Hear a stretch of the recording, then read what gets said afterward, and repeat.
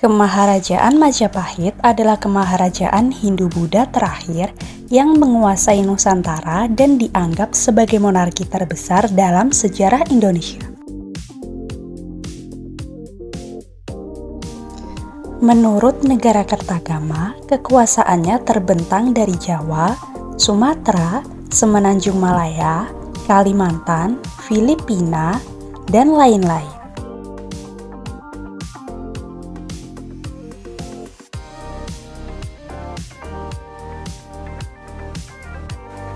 Sejarah mengenai Kemaharajaan Majapahit masih menjadi salah satu subjek penelitian yang menarik untuk dibahas dan ditelusuri lebih jauh lagi. Sumber utama yang digunakan oleh para sejarawan diantaranya adalah para raton, yaitu kitab Raja-Raja dalam bahasa Kawi dan Negara Kertagama dalam bahasa Jawa kuno.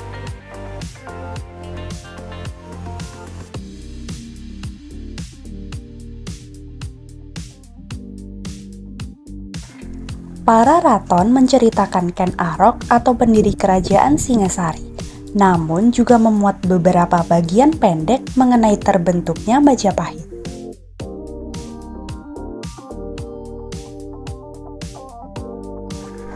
Sementara itu, Negara Kertagama adalah puisi Jawa kuno yang ditulis pada masa keemasan Majapahit di bawah pemerintahan Hayam Wuruk. Kakawin Negara Kertagama pada tahun 2008 diakui sebagai bagian dalam warisan ingatan dunia atau Memory of the World Program oleh UNESCO. Selain itu, terdapat beberapa prasasti dalam bahasa Jawa kuno, catatan sejarah dari Tiongkok, dan negara-negara lain.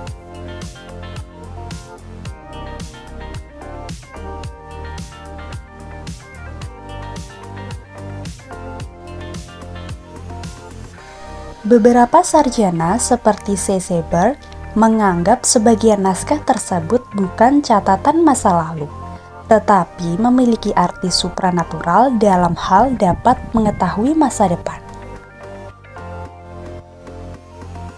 Namun, banyak pula sarjana yang beranggapan bahwa garis besar sumber-sumber tersebut dapat diterima karena sejalan dengan catatan sejarah dari Tiongkok, khususnya daftar penguasa dan keadaan kerajaan yang cukup meyakinkan.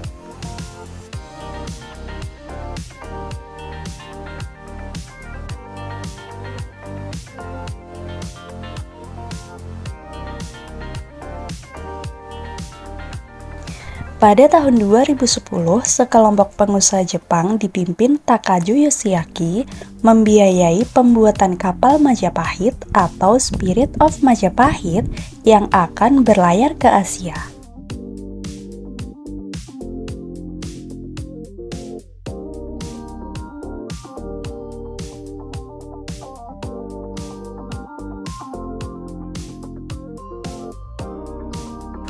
Menurut Takajo, hal ini dilakukan untuk mengenang kerjasama Majapahit dan kerajaan Jepang melawan kerajaan Cina atau Mongol dalam perang di Samudra Pasifik.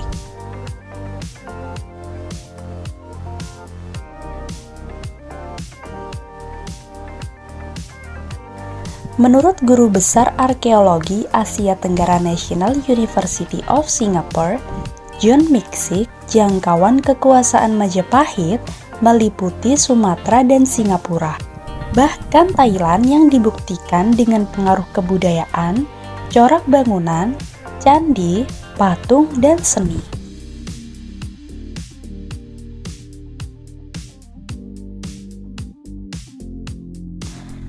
Bahkan ada perguruan silat bernama Kali Majapahit yang populer di Filipina dengan anggotanya dari Asia dan Amerika.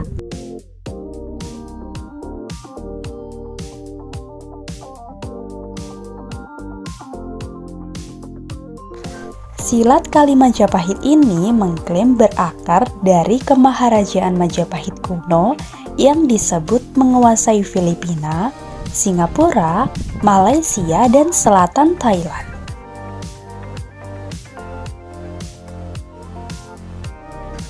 Sebelum berdirinya Majapahit, Singasari telah menjadi kerajaan paling kuat di Jawa. Hal ini menjadi perhatian Kubilai Khan, penguasa dinasti Yuan di Tiongkok.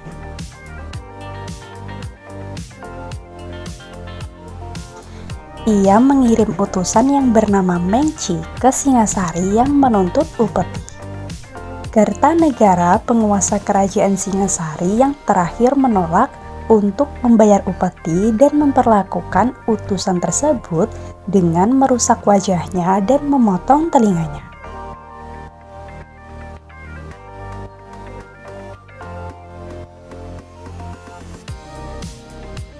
Kubilai Khan marah dan lalu memberangkatkan ekspedisi besar ke Jawa pada tahun 1293.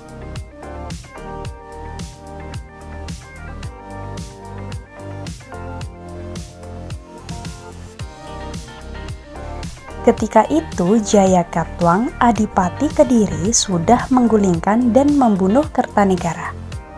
Atas saran Arya Wiraraja, Jayakatwang memberikan pengampunan kepada Raden Wijaya, menantu Kertanegara yang datang menyerahkan diri.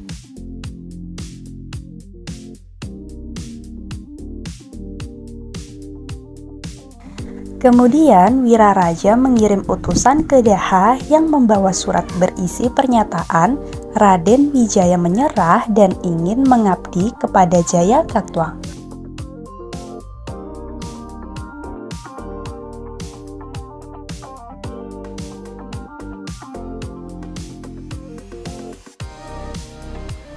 Jawaban dari surat di atas disambut dengan senang hati. Raden Wijaya kemudian diberi hutan tarik. Ia membuka hutan itu dan membangun desa baru. Desa itu dinamai Majapahit yang namanya diambil dari buah maja dan rasa pahit dari buah tersebut.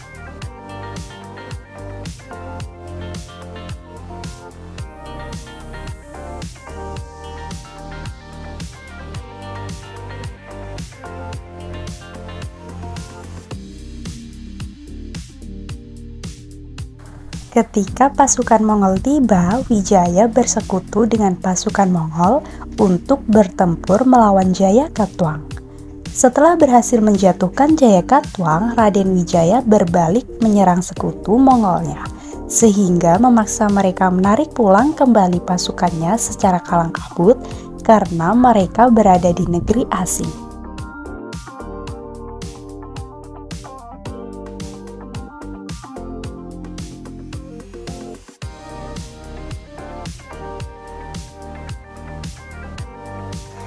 Saat itu juga merupakan kesempatan terakhir mereka untuk menangkap angin muson agar dapat pulang, atau mereka terpaksa harus menunggu 6 bulan lagi di pulau yang asing.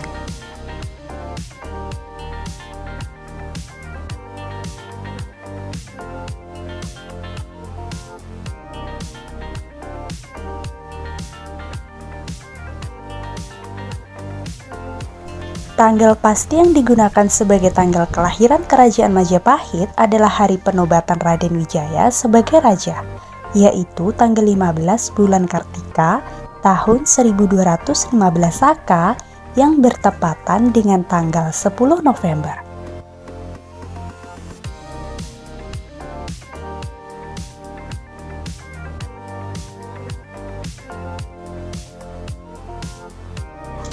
Ia dinobatkan dengan nama resmi Kertarajasa Jayawardhana. Kerajaan ini menghadapi masalah.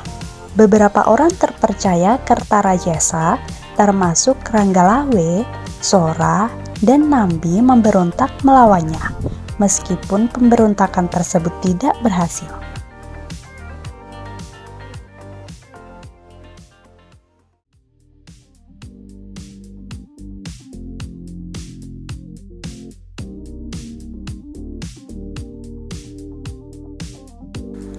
Pemberontakan Ranggalawe ini didukung oleh Panji Mahajaya, Ra Aryasidi, Raja Ranwaha, Ra Lintang, Ra Tosan, Ra Gelatik, dan Ra Tati.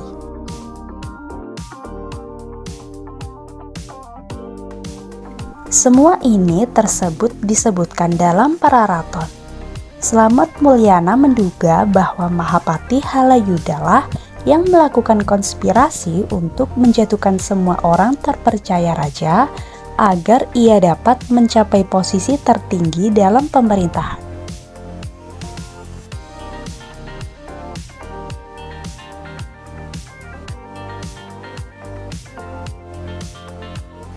Namun setelah kematian pemberontak terakhir atau Kuti, Halayuda ditangkap dan dipenjara, dan lalu dihukum mati. Wijaya meninggal dunia pada tahun 1309.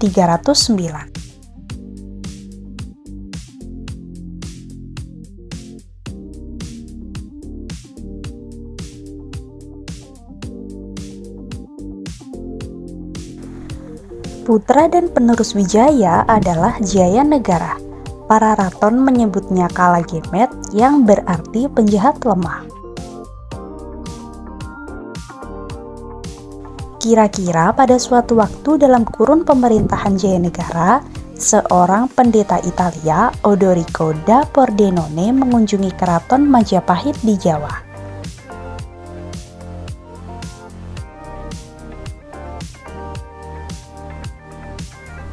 Pada tahun 1328, Jaya Negara dibunuh oleh tabibnya yaitu Tanca. Ibu tirinya yaitu Gayatri Rajapteni seharusnya menggantikannya. Akan tetapi Rajapteni memilih mengundurkan diri dari istana dan menjadi biksuni.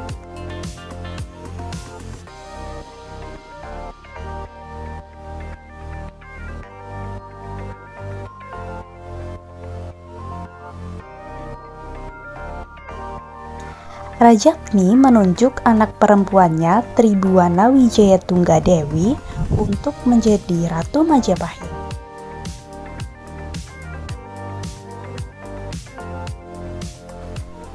Pada tahun 1336, Tribhuwana menunjuk Gajah Mada sebagai Mahapatih.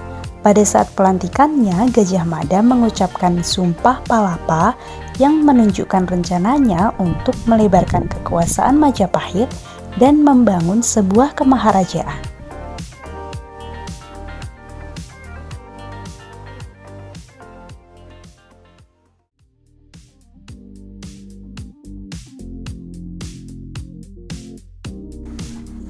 Selama kekuasaan Tribhuwana, kerajaan Majapahit berkembang menjadi lebih besar dan terkenal di Kepulauan Nusantara.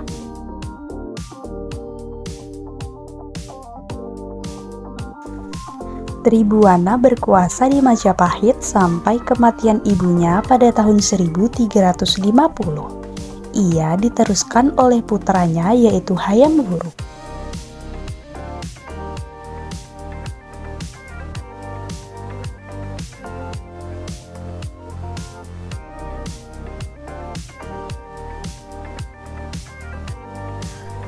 Pada masa pemerintahan Raja Hayam Wuruk dengan Mahapatih Gajah Mada, Majapahit mencapai puncak kejayaannya.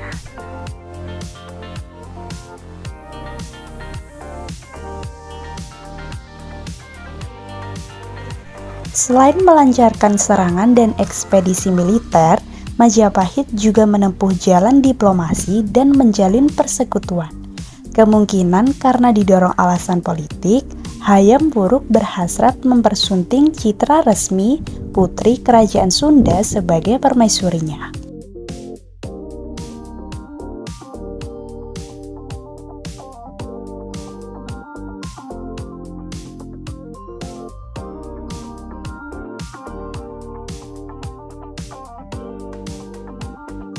Pihak Sunda menganggap lamaran ini sebagai perjanjian persekutuan. Pada 1357, rombongan Raja Sunda beserta keluarga dan pengawalnya bertolak ke Majapahit.